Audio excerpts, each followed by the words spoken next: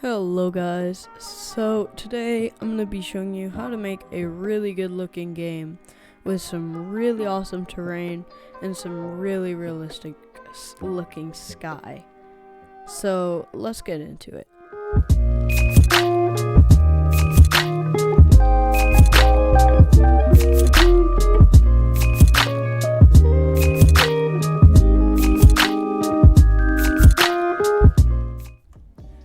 First off, I just wanted to say I apologize for not uploading any time recently. My nephew broke my main mic. I just got this new one.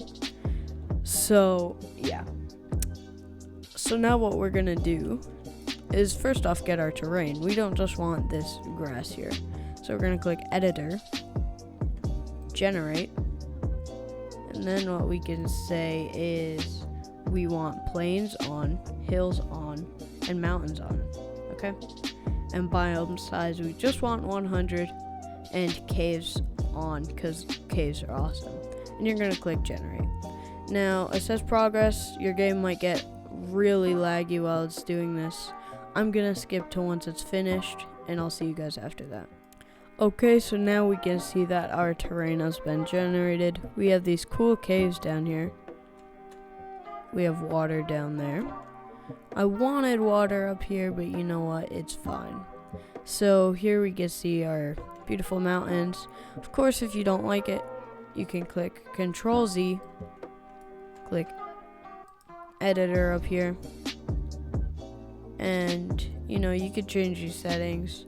I want water. That's why there wasn't water. Makes sense. And I want to click generate. So I'll see you guys after this one. Okay, so now that it's been generated, we can close out the terrain editor, go to workspace, and as you can see, it automatically deletes our base plate. So that is perfect. Now you still want to check because sometimes it won't and sometimes it will still be there, which can be pretty confusing. Now, if you have any skyboxes in here, it will mess with the look of the game. So I'm gonna delete these two and just use the Roblox skybox. As you can see, it looks much different, but we're gonna make it look good. So we're gonna come into lighting here, and ambient, we're gonna make 138, 138, 138. Enter that in. Okay, perfect. Now brightness 2. That looks great. Diffuse spectacle 0, 0. Outdoor ambient, we want 138, 138, 138. You want to make sure these two are matching always.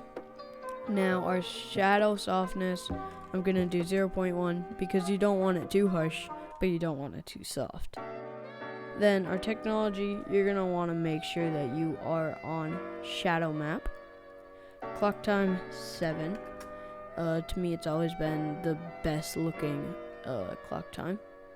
Now, you could change the geographical latitude, which will just push the sun to the left or the right, but I like it just about there. Now, we're not going to use fog, so that's fine.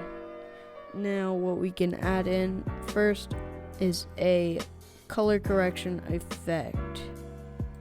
Oops. We can add in a color correction effect, sorry about that. And what I'm gonna do is I'm gonna have brightness at 0, contrast 0.1, enabled of course, saturation 0.2, and tint color is just white, so 255, 255, 255. Now what I'm going to do is I am going to add in a depth of field effect, and for this what I'm going to do is far intensity, I'm gonna have 0.75, sorry about that. Focus distance 0.05, in focus radius 10, and near intensity 0.75. Now the last thing we're going to add in is a sunrays effect, and on this sunrays effect we are going to change the intensity to 0.25, as you can see it already has, and spread to 1. Now what we can do is close this out, click play here, and we can see how it looks. It should look pretty good. It might be laggy when loading in the first time because it has to process the terrain. As we can see here, it focuses on my character because my character is the closest thing. If we come out here, focuses on the grass. Oop, I don't want to go in a cave. Now, while you're in here, you can mess with some settings, right? So, if we go to the depth of field, looks like my properties window went away. There we go. If we go to the depth of field, we can do in focus distance. We can change it all the way to 5. And now the farther back it's gonna be focused in. So we could do 100, and you can see we could focus in like this, and this still looks amazing with the mountains blurred in the background. Now sometimes problems like this occur where it's having trouble loading in. That won't happen in the actual game. That's just the studio messing up. So if we were to close this out, you would see. But let's just do a good 30 here. Actually, I think 15. Yeah, 15 looks amazing. There we go.